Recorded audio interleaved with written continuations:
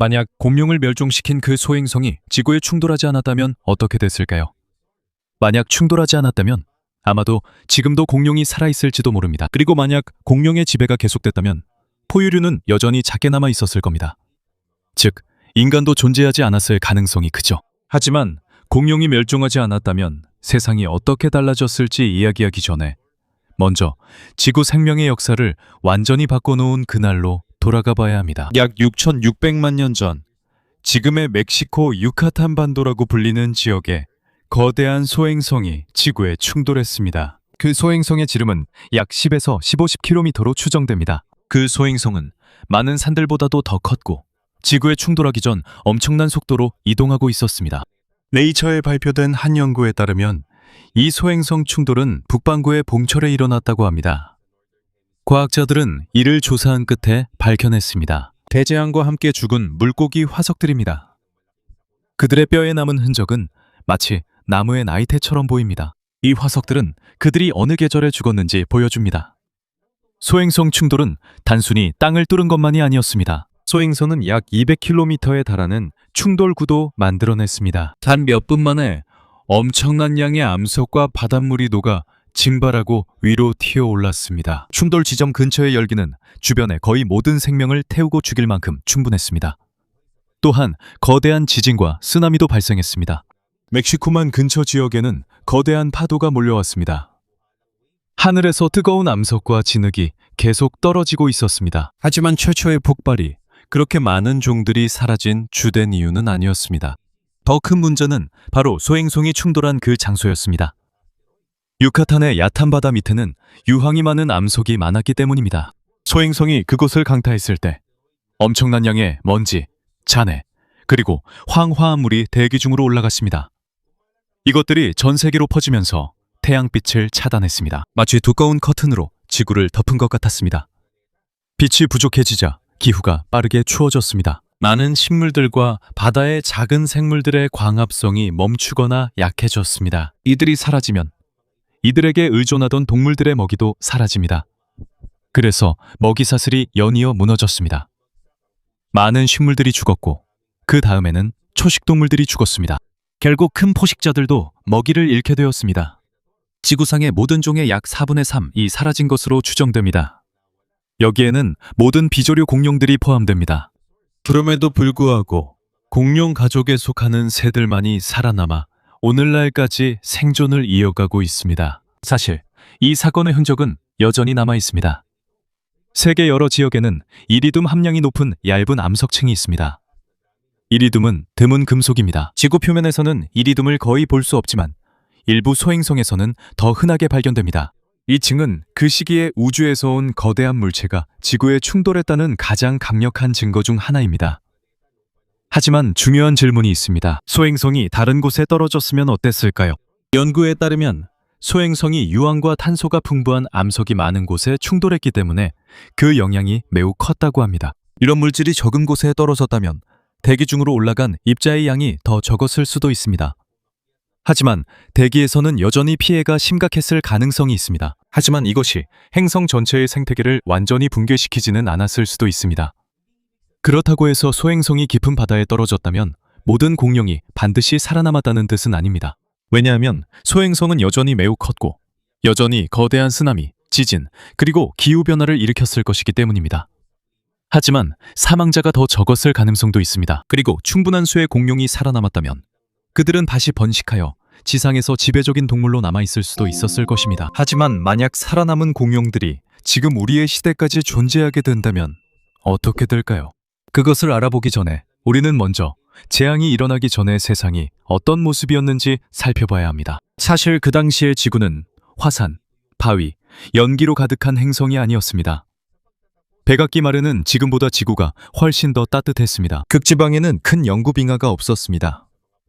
해수면도 더 높았습니다. 그래서 대륙의 많은 부분이 얕은 바다에 잠겨 있었습니다. 북아메리카도 지금의 지도와는 많이 달랐습니다.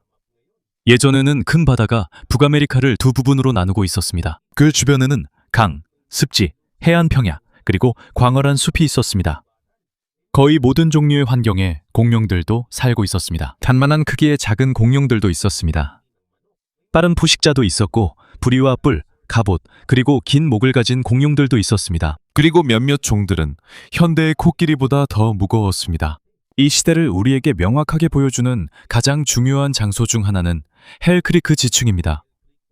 이곳은 몬태나, 노스다코타, 사우스다코타, 그리고 와이오밍 일부 지역에 위치한 광대한 암석층입니다.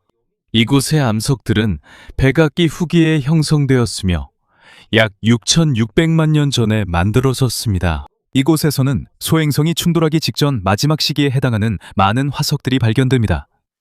여기에서 역사상 가장 유명한 공룡들 중 일부가 살았습니다. 여기에는 티라노사우루스 렉스도 포함됩니다. 성체 티라노사우루스 렉스는 길이가 약 12m에 달할 수 있습니다. 티라노사우루스 렉스는 매우 큰 머리, 두꺼운 뼈, 강력한 턱, 그리고 살과 뼈를 부술 수 있는 날카로운 이빨을 가지고 있었습니다. 티라노사우루스 렉스의 무기는 신만이 아니었습니다. 티라노사우루스 렉스의 두 눈은 앞을 향해 있었습니다.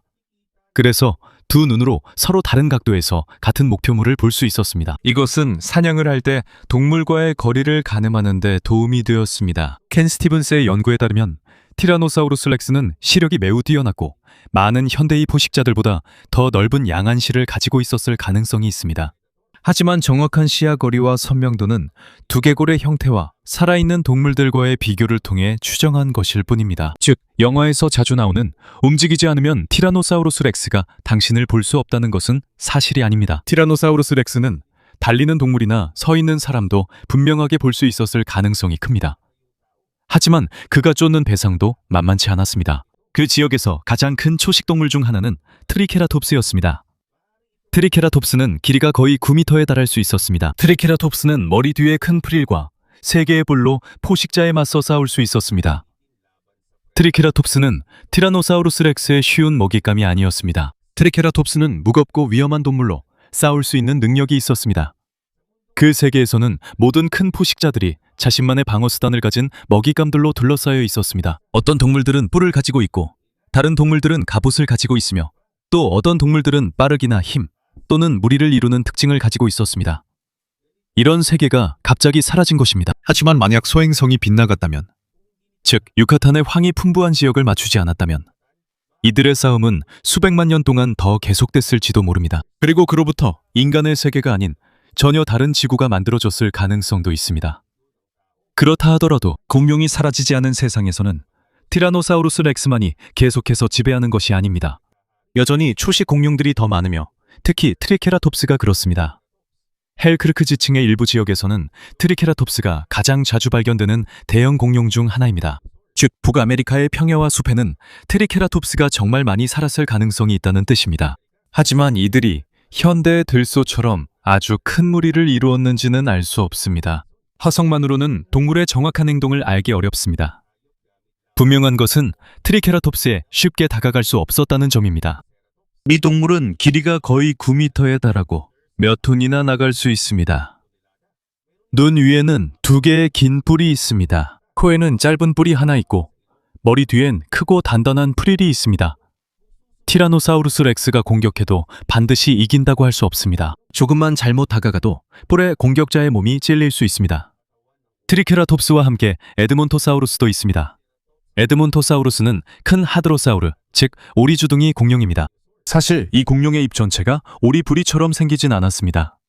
앞부분만 넓적하게 생겼습니다. 이 공룡의 턱엔 수백 개의 이빨이 나란히 자라고 다르면 계속 새 이빨란로 교체됩니다. 마치 천연 분쇄기를 갖춘 것과 같습니다. 이 공룡은 이빨을 이용해 잎, 가지, 그리고 다른 단단한 식물들을 으깨 먹었습니다. 그래서 다양한 종류의 식물을 잘 먹을 수 있었습니다. 하늘에는 프테로사우루스들이 있었습니다. 중요한 점은 프테로사우루스는 공룡이 아니라는 것입니다. 이들은 날아다니는 파충류로 공룡과 가까운 친척이지만 다른 그룹에 속합니다. 프테로사우루스는 수백만 년 동안 공룡과 함께 살았습니다. 가장 큰 종류 중 하나는 케찰코아틀로스입니다. 이 프테로사우루스의 날개폭은 약 10에서 11m에 달하는 것으로 추정됩니다. 서 있을 때는 거의 기린만큼 키가 클 수 있습니다. 하지만 뼈가 얇고 가벼워서 키에 비해 몸무게는 훨씬 가볍습니다. 이렇게 거대한 동물이지만 단순한 거대한 새는 아닙니다. 이 생물은 깃털이 달린 날개가 없습니다. 이 동물의 날개는 얇지만 튼튼한 막으로 이루어져 있으며 매우 긴 네 번째 손가락에 붙어 있습니다. 이 동물은 땅 위에서 작은 동물들을 찾고 있었을 가능성이 있습니다. 이는 오늘날의 큰 황새들이 걷고 먹이를 찾는 방식과 비슷합니다. 하지만 발견된 화석이 제한적이기 때문에 이 동물의 삶에 대한 많은 부분이 여전히 불확실합니다. 이 모든 거대한 동물들 아래에는 이미 포유류가 존재하고 있었습니다. 포유류는 공룡이 사라진 후에 갑자기 등장한 것이 아닙니다. 두 그룹은 1억 5천만 년이 넘는 시간 동안 함께 살아왔습니다. 백악기 시대의 대부분의 포유류는 작았습니다. 많은 포유류는 쥐, 생쥐 또는 작은 고양이만큼 작았습니다. 하지만 웨피노마무스처럼 오소리만큼 클 수 있는 더 큰 포유류도 있었습니다. 이들은 곤충만 먹은 것도 아니었습니다. 실제로 리페노메무스의 뱃속에서 작은 공룡이 발견된 화석도 있습니다. 이 말은 고대 포유류들이 약하거나 쓸모없었다는 뜻이 아닙니다. 그들의 문제는 공룡들이 이미 많은 자리를 차지하고 있었다는 것이었습니다. 큰 초식 동물이 필요하면 하드로사우루스나 뿔 달린 공룡이 이미 있었고, 큰 포식자가 필요하면 테로포드가 있었습니다. 바다엔 거대한 해양 파충류가, 하늘엔 새와 프테로사우루스가 있었습니다. 그래서 많은 포유류는 작게 지내는 것이 더 안전했습니다. 그들은 굴, 나무, 바위, 그리고 울창한 식물 속에 쉽게 숨을 수 있었습니다. 많은 포유류는 거대한 공룡들이 덜 활동적인 밤에 활동했을 가능성이 높습니다. 여기서 우리는 오래된 믿음을 바로잡아야 합니다. 공룡들은 약하거나 느리거나 더 이상 적응할 수 없어서 사라진 것이 아닙니다. 그들은 단순히 더 똑똑한 포유류에게 자리를 내주기만을 기다리던 거대한 파충류도 아니었습니다. 사실 공룡들은 엄청나게 성공적인 존재였습니다. 그들은 1억 6천만 년이 넘는 시간 동안 전 세계 여러 지역을 지배했습니다. 그들 중에는 작은 사냥꾼, 갑옷을 두른 초식동물, 긴 목의 거대 공룡, 뿔이 달린 공룡, 그리고 깃털이 있는 종들도 있었습니다. 그들의 몸과 생활 방식도 모두 같지 않았습니다. 일부 수강류와 사우로포드는 새와 유사한 번식 시스템을 가지고 있었습니다. 그들의 폐와 연결된 공기주머니가 있었고 일부 뼈에도 들어가 있었습니다. 이로 인해 몸 안에서 공기의 흐름이 매우 효율적이었습니다. 공기주머니는 그들의 무거운 뼈를 더 가볍게 만듭니다. 이것은 일부 용광류가 매우 긴 목과 거대한 몸집을 가질 수 있었던 이유 중 하나입니다. 하지만 모든 공룡의 번식 시스템이 똑같다는 뜻은 아닙니다. 이 점에 대한 증거는 다른 그룹보다 프테로포드와 용광류에서 더 명확하게 나타납니다. 많은 공룡들도 빠르게 성장했습니다. 공룡들은 알을 낳았기 때문에 다른 동물들처럼 자라는 새끼를 오랜 시간 동안 몸 안에 지니고 있을 필요가 없었습니다. 또한 모든 새끼가 성체가 되기까지 살아남지 못하더라도 많은 알을 낳을 수 있었습니다. 반면에 대형 포유류는 보통 새끼를 적게 낳으며 임신기간과 각 새끼를 돌보는 시간이 오래 걸립니다. 그래서 만약 소행성이 충돌하지 않았다면 포유류가 공룡을 바로 대체할 수 있었을지는 확실하지 않습니다. 하지만 그들이 살아남았다고 해도 지구가 그대로 남아있다는 뜻은 아닙니다. 대륙은 계속 이동하고 기후도 계속 변할 것입니다. 새로운 산, 바다, 식물, 그리고 생태계가 생겨날 것입니다. 남극 대륙은 남아메리카에서 서서히 분리됩니다. 남극 대륙 주변에 차가운 물길이 열렸습니다. 시간이 지나면서 이것은 대륙이 따뜻한 해류로부터 분리되는 데 도움이 되었습니다. 남극 대륙에 큰 얼음이 형성되기 시작했습니다. 인도판과 유라시아판이 충돌하면서 히말라야 산맥도 계속 높아졌습니다. 지가 새로운 암석을 깎고 부수는 동안 대기에서 이산화탄소를 제거하는 데 도움이 되는 화학 반응이 일어납니다. 수백만 년에 걸쳐 세계의 많은 지역이 점점 더 춥고 건조해졌습니다. 이것은 더 따뜻한 기후에 익숙한 공룡들에게 큰 도전이 될 것입니다. 하지만 이것이 곧바로 그들이 모두 죽는다는 것을 의미하지는 않습니다. 소행성이 떨어지기 전에도 이미 추운 고위도 지역에서 살았던 공룡들이 있었습니다. 공룡의 화석이 겨울마다 오랫동안 어두운 지역에서 발견된 적이 있습니다. 일부 공룡들은 따뜻함을 유지하기 위해 두꺼운 털이나 깃털 같은 덮개를 가지고 있었을 가능성이 있습니다. 또 다른 공룡들은 계절이 바뀔 때마다 이동했을 수도 있습니다. 또한 일부 종들은 추운 날씨에 움직임이 느려졌을 가능성도 있습니다. 만약 그들의 진화가 계속되었다면 아마도 추운 건조한 기후에 더 잘 적응한 새로운 공룡들이 등장했을 것입니다. 하지만 우리가 정확하게 그 모습을 그릴 수는 없습니다. 예를 들어 나무를 잘 타는 작은 깃털 달린 공룡이 등장했을 수도 있습니다. 그들은 과일, 씨앗, 곤충, 그리고 작은 동물들을 먹었을 수도 있습니다. 이미 가벼운 몸, 긴 팔, 날카로운 시력, 그리고 깃털을 가진 작은 수각류 공룡들이 있었습니다. 하지만 그들이 원숭이처럼 생기거나 영장류와 같은 손을 가질 것이라는 것은 단지 추측일 뿐입니다. 진화가 한 방향으로만 진행된다는 보장은 없습니다. 이것은 먹이와 같은 환경에 따라 달라집니다. 적, 질병, 기회, 식물 모두 중요한 역할을 합니다. 소행성 충돌 전에도 꽃피는 식물들은 이미 확산 중이었습니다.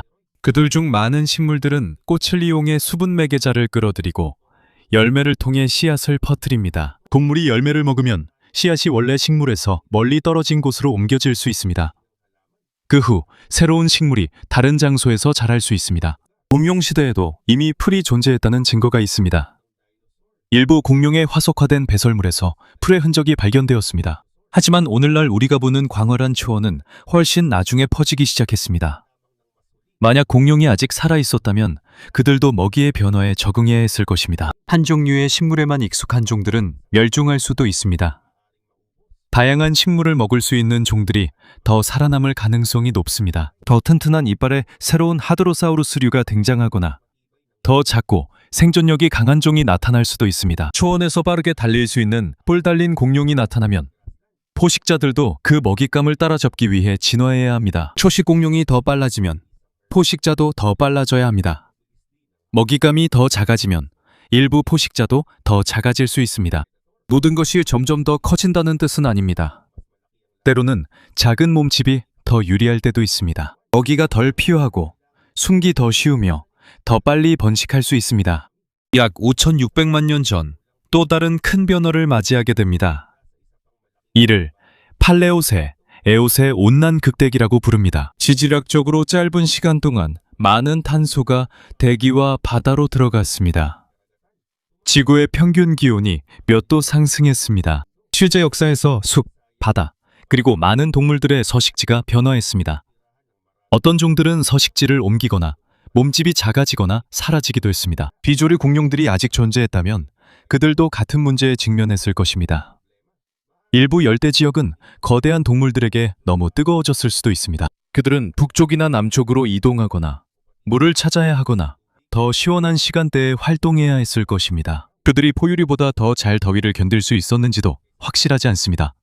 큰 몸집은 천천히 데워지지만 식는 것도 느립니다. 주변이 너무 더우면 거대한 동물은 몸에서 열을 내보내는데 어려움을 겪을 수 있습니다. 작은 깃털 공룡들은 깃털로 추위를 막을 수 있었습니다. 하지만 극심한 더위에서는 그들도 과열되지 않도록 방법이 필요했습니다. 즉, 어떤 공룡은 살아남을 수 있지만 다른 공룡은 사라질 수도 있다는 뜻입니다. 진화는 이렇게 작동합니다. 진화는 전체 그룹을 구하지 않습니다. 새로운 환경에 적합한 특성을 가진 종만이 살아남습니다. 바다에서는 무슨 일이 일어날지 예측하기가 더 어렵습니다. 모사사우루스와 플래시오사우루스가 소행성 충돌에서 살아남았다면 그들은 계속해서 거대한 해양 포식자로 남았을 것입니다. 모사사우루스는 해양 공룡이 아닙니다.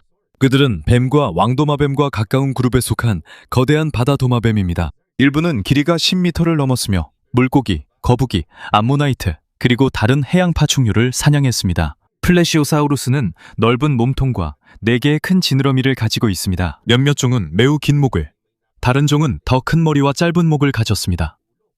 그러나 그들이 계속 지배자로 남았는지는 확실하지 않습니다. 바닷물의 온도, 수위, 해류, 그리고 먹이의 양도 변할 것입니다. 만약 그들의 먹잇감이 사라진다면 소행성이 없어도 그들 역시 사라질 수 있습니다. 만약 그들이 계속 살아남았다면 고래, 돌고래, 바다 표범이 성장하고 번식할 기회를 똑같이 얻지 못했을지도 모릅니다. 아마도 그들의 포유류 조상은 여전히 작고 해안가 근처에 머물렀을 것입니다. 이미 해양 파충류들이 바다에서 가장 좋은 자리를 차지하고 있었기 때문입니다. 하늘에서는 익룡이 계속해서 늘어나는 새들과 경쟁하게 되었을 것입니다. 그리고 분명히 해야 할 점은 새와 익룡 모두 날 수 있지만 이 둘은 같은 그룹이 아니라는 것입니다. 새는 진정한 살아있는 공룡입니다. 익룡은 별개의 파충류 종류입니다. 작은 새들은 숲속에서 빠르게 방향을 바꾸는데 더 능숙했을지도 모릅니다. 반면에 거대한 익룡들은 바다 위나 탁 트인 평야에서 비행하는데 더 능숙했을 것입니다. 시간이 흐르면서 그들은 하늘을 나누어 차지하게 되었습니다. 하지만 가장 중요한 질문은 거대한 공룡들에게 무슨 일이 일어날지에 관한 것이 아닙니다. 진짜 질문은 포유류에게 남아있을 공간이 과연 있을지입니다. 왜냐하면 지구가 계속 변화하는 동안에도 나무를 오르고 가지를 붙잡으며 더 뛰어난 시력을 사용하는 작은 포유류 집단이 여전히 존재하기 때문입니다. 그 집단에서 영장류가 등장할 수도 있습니다. 하지만 여전히 공룡들로 가득한 세상에서 그들이 인간처럼 크고 강하고 똑똑해질 수 있을지는 확실하지 않습니다. 그들은 아마도 나무 위에 숨어 지내는 작은 생물로만 남아있을 수도 있습니다. 아래에서는 여전히 이 행성의 진정한 왕들이 계속해서 걸어다니고 있습니다. 하지만 지구가 점점 추워지면서 행성의 모습도 서서히 변하고 있습니다. 약 3,400만 년 전 남극 대륙에 거대한 빈상이 형성되기 시작했습니다. 지구의 기온이 내려가면서 많은 숲이 줄어들었습니다. 일부 지역에서는 울창한 숲이 더 탁 트인 평야와 초원으로 대체되었습니다. 만약 그때 공룡들이 살아있었다면 그들도 변화해야 했을 것입니다. 숲에서는 나무와 식물 사이에 쉽게 숨을 수 있습니다. 하지만 탁 트인 평야에서는 멀리서도 큰 동물이 바로 눈에 띕니다. 그래서 빠른 속도, 날카로운 시력, 그리고 무리를 이루어 사는 것이 중요해집니다. 어떤 초식 동물들은 더 가볍고 더 빨라질 수도 있습니다. 바른 동물들은 큰 무리를 이루어 함께 다니면서 포식자를 더 쉽게 발견할 수 있습니다. 이런 일은 실제 역사에서도 많은 포유류에게 일어났습니다. 넓은 평야가 확장되면서 고대 말과 영양처럼 빠르게 달릴 수 있는 동물들이 많아졌습니다. 하지만 이 대체 세계에서는 공룡들이 같은 압력을 받게 됩니다. 그렇다고 해서 그들이 말, 사슴, 소와 똑같아진다는 뜻은 아닙니다. 하지만 그들도 비슷한 문제를 겪기 때문에 비슷한 특징을 가질 수 있습니다. 넓은 평야에서 포식자로부터 도망쳐야 한다면 긴 다리와 가벼운 몸이 유리합니다. 여러 방향을 경계해야 한다면 큰 무리가 유리합니다.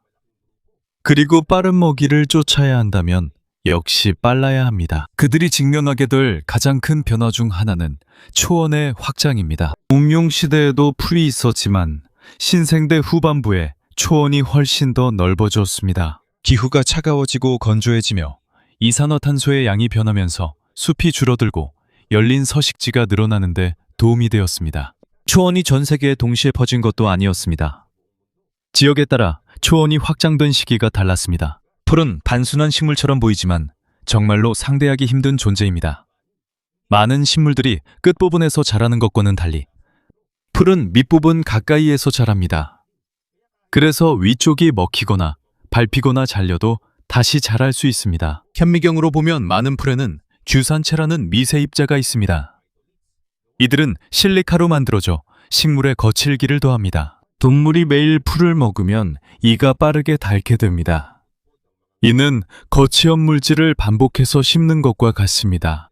최제 역사에서 많은 풀을 뜯어먹는 포유류는 높고 튼튼한 이빨을 가지게 되었습니다. 어떤 동물들은 계속해서 이빨을 교체하거나 일부를 자라나게 합니다.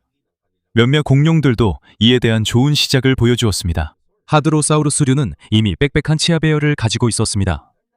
수백 개의 이빨이 턱 안에 촘촘히 붙어 있고 사용하던 이빨이 다르면 새로운 이빨이 그 자리를 대신합니다. 그래서 만약 그들의 진화가 계속되었다면 아마도 풀이나 다른 단단한 식물을 잘 먹을 수 있었을 것입니다. 트리케라톱스의 친척들도 변화했을 가능성이 있습니다. 그들의 머리가 더 낮아져서 땅에서 더 쉽게 먹이를 먹을 수 있었을 것입니다. 또한 부리가 더 넓어져서 한 번에 더 많은 풀을 베어 먹을 수 있었을지도 모릅니다. 더 이상 필요하지 않다면 그들의 프릴이 작아졌을 수도 있습니다. 아니면 여전히 과시, 당어 또는 다른 공룡들과의 식별을 위해 남아있었을 수도 있습니다. 하지만 그들이 정확히 어떻게 생겼을지는 추측일 뿐입니다.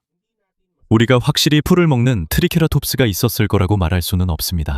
우리가 말할 수 있는 것은 초원에서 살아가는 어떤 초식동물이든 몸과 이빨이 변화할 수밖에 없다는 강한 압력이 있다는 점입니다. 먹이가 변함에 따라 포식자들도 변하게 됩니다. 거대한 티라노사우루스 렉스는 무겁고 매우 강력한 사냥꾼으로서 뛰어났습니다. 하지만 넓은 평야에서는 집만큼 큰 포식자가 쉽게 눈에 띕니다. 먹잇감이 포식자가 다가가기 전에 도망칠 수 있습니다. 그들의 혈통이 계속 이어졌다면 몇몇 티라노사우루스류는 더 작고 더 가볍고 더 빠르게 진화했을지도 모릅니다. 다리가 더 길어지고 머리의 무거운 부분이 작아졌을 가능성도 있습니다. 하지만 그들이 반드시 무리 사냥꾼이 되었을 것이라는 확실한 증거는 없습니다. 몇몇 화석지에서는 티라노사우루스류가 함께 있었을 가능성을 보여줍니다. 하지만 그것만으로 이들이 늑대처럼 조직적으로 사냥했다는 것을 증명하기에는 충분하지 않습니다. 그들이 한 곳에 모여 먹거나 같은 장소를 지나가거나 동시에 죽었을 수 있습니다. 집단 사냥이 가능하지만 반드시 그렇게 했다고 확신할 수는 없습니다. 깃털이 있는 포식자 그룹인 드로마이오사우루스류, 흔히 랩터라고 불리는 이 공룡들도 마찬가지입니다. 이들은 주라기 공원에서 보여준 모습과는 정확히 같지 않습니다. 그들 중 많은 수는 더 작고 깃털이 있으며 사냥이 얼마나 조직적으로 이루어졌는지는 알 수 없습니다.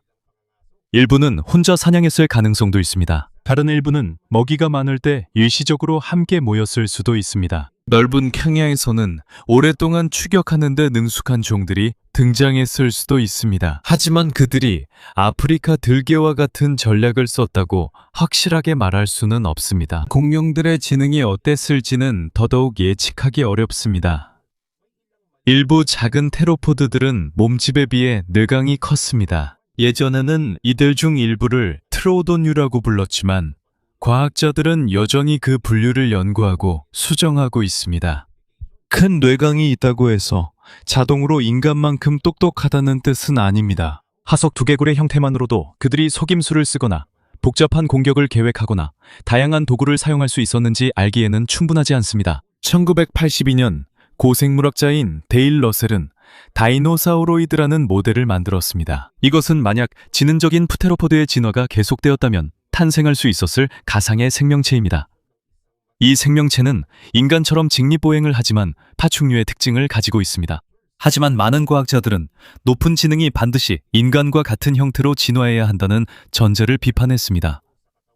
그것은 옳지 않습니다. 까마귀와 앵무새도 매우 똑똑하지만 여전히 새의 모습을 하고 있습니다. 문어는 뼈가 없고 인간과는 전혀 다른 몸을 가지고 있지만 도구를 사용하고 간단한 문제를 해결할 수 있습니다. 그래서 만약 더 똑똑한 공룡이 있었다면 아마도 여전히 공룡의 형태를 하고 있었을 것입니다. 아마도 여전히 꼬리, 깃털, 두 다리와 물건을 잡을 수 있는 손을 가지고 있었을 것입니다. 하지만 그들이 도구, 언어, 도시 또는 첨단 기술을 만들 수 있었는지는 우리는 알 수 없습니다.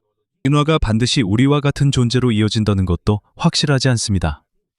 인간의 지능은 아주 오랜 변화의 연속 끝에 생겨난 것입니다. 여기에는 영정류가 나무에서 생활한 것, 손을 사용해 물건을 잡은 것, 두 발로 걷기 시작한 것, 집단에서 협력한 것, 자녀를 돌본 것, 도구를 사용한 것, 그리고 다른 사람에게서 계속해서 배운 것이 모두 포함됩니다. 그 역사에서 단 하나의 중요한 부분만 바뀌어도 전혀 다른 결과가 나올 수 있습니다. 그리고 여전히 거대한 공룡들이 지배하는 세상에서는 포유류가 성장하고 퍼질 수 있는 공간을 얻지 못했을 수도 있습니다. 그들은 여전히 밤에 나무 위에서, 굴 속에서, 그리고 거대한 공룡들이 닿지 못하는 곳에서 살아남았을 것입니다. 나뭇가지를 잘 잡을 수 있고 앞을 바라보는 눈을 가진 포유류가 나타날 수도 있었겠지만 그렇다고 해서 반드시 인간이 등장한다는 보장은 없습니다. 약 200만에서 250만 년 전쯤 북반구에서는 더 춥고 더 따뜻한 시기가 번갈아가며 나타나는 극심한 기후변화가 시작되었습니다. 거대한 빙하들이 반복적으로 확장되고 축소되었습니다. 해수면, 강, 숲, 그리고 동물들의 서식지가 변화했습니다. 현실 세계에서는 메모드, 털코뿔소와 같이 추위에 잘 적응한 동물들과 두꺼운 털을 가진 다른 동물들이 등장했습니다. 만약 공룡이 아직 살아있다면 눈과 추운 평야에서도 살아남을 수 있는 종들이 존재할 가능성이 있습니다. 이것을 생각할 만한 충분한 근거가 있습니다. 알래스카의 푸인스 크릭 지층에서 공룡 화석이 발견되었습니다. 공룡들은 겨울마다 긴 어둠이 이어지고 백악기 세계의 많은 지역보다 더 추운 기후를 가진 고위도 지역에서 살았습니다. 그곳에서 어린 공룡들의 증거도 발견되어 단순히 지나가는 것이 아니라 그들이 북극 지역에서 1년 내내 살며 번식했을 가능성이 있습니다. 그들이 현대 알래스카와 같은 추위에서 살았다는 뜻은 아닙니다. 그 당시 세계는 더 따뜻했습니다. 하지만 이것은 모든 공룡이 열대 기후에만 제한된 것은 아니라는 것을 보여줍니다. 많은 수각류 공룡들은 깃털도 가지고 있었습니다. 깃털은 오늘날 새들처럼 추위로부터 단열재 역할을 했을 수도 있습니다. 추운 툰드라에서 사냥을 하는 두꺼운 깃털을 가진 포식자가 있었을 가능성도 있습니다. 하지만 대형 케라톱스과 공룡들도 깃털과 비슷한 덮개를 가지고 있었는지는 알기 어렵습니다. 그들의 먼 친척들에게서 강모처럼 생긴 구조물의 몇 가지 증거가 있지만 이것만으로는 미래의 트리케라톱스가 확실히 털이 많았다고 단정하기에는 충분하지 않습니다. 그들은 두꺼운 피부, 지방, 더 작은 체표 면적 또는 열을 잃지 않기 위한 다른 방법을 가질 수도 있습니다. 이 대안적인 현재에서도 지구 지도는 익숙하며 아프리카, 아시아, 오스트레일리아, 아메리카 대륙도 여전히 존재합니다. 히말라야, 아마존강, 사하라 사막, 태평양도 여전히 존재합니다. 하지만 동물들은 완전히 다릅니다. 아프리카의 넓은 초원에서 뿔 달린 공룡들이 풀을 뜯고 있고, 물이 가장자리에는 깃털 달린 수각류가 약하거나 어린 동물을 노릴 수 있습니다. 남아메리카에는 오랫동안 분리되어 있었기 때문에 다른 대륙에서는 볼 수 없는 공룡 계통이 있을 수도 있습니다. 호주에는 우리 세계의 캥거루와 오리너구리만큼이나 독특한 종들이 존재할 수도 있습니다. 하늘에는 새와 익룡이 여전히 함께 날아다닐 가능성도 있습니다. 작은 새들은 숲에도 잘 적응할 수 있고, 큰 익룡은 탁 트인 땅, 해안, 그리고 바다에서 우위를 점할 수 있습니다. 바다에는 모사사우루와 플래시오사우루 후손이 존재할 수도 있습니다. 하지만 모사사우루가 반드시 흰긴 수염 고래만큼 커지거나 플래시오사우루가 크리를 먹는다고 단정할 수는 없습니다. 6,600만 년 동안 그들의 진화가 어떤 방향으로 나아갈지에 대한 직접적인 증거는 없습니다.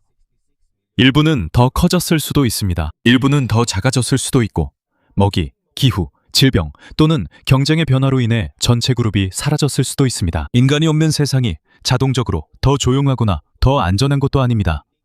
여전히 화산 폭발, 산불, 지진, 가뭄, 질병, 그리고 자연적인 멸종이 존재합니다. 동물들은 여전히 먹이와 서식지를 위해 계속 싸울 것입니다.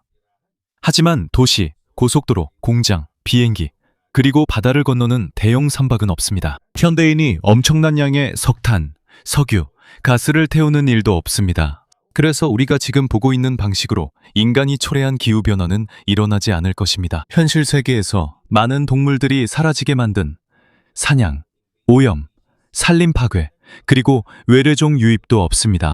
하지만 대체 지구의 생물 다양성이 확실히 더 높다고도 말할 수 없습니다. 수백만 년 동안 여전히 많은 자연재해와 대멸종 사건이 일어날 수 있습니다. 분명한 것은 방향이 완전히 달라질 것이라는 점입니다. 그리고 여기서 가장 중요한 점이 드러납니다. 인간이 반드시 등장하도록 정해진 것은 아닙니다. 인간은 진화의 당연한 종착점이 아닙니다. 우리는 수많은 사건들이 올바른 방식으로 연속적으로 일어났기 때문에 탄생했습니다. 그중 가장 중요한 것 중 하나는 비조류 공룡의 멸종입니다. 많은 생태계가 비게 되자 포유류가 빠르게 번성하고 다양해졌습니다.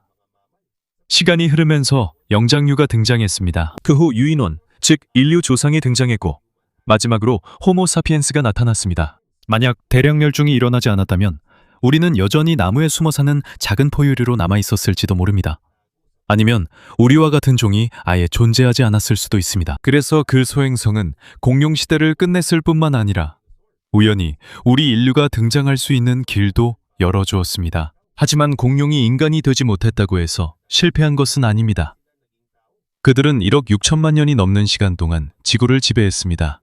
그들은 숲, 사막, 강, 해안, 그리고 추운 지역에도 적응했습니다.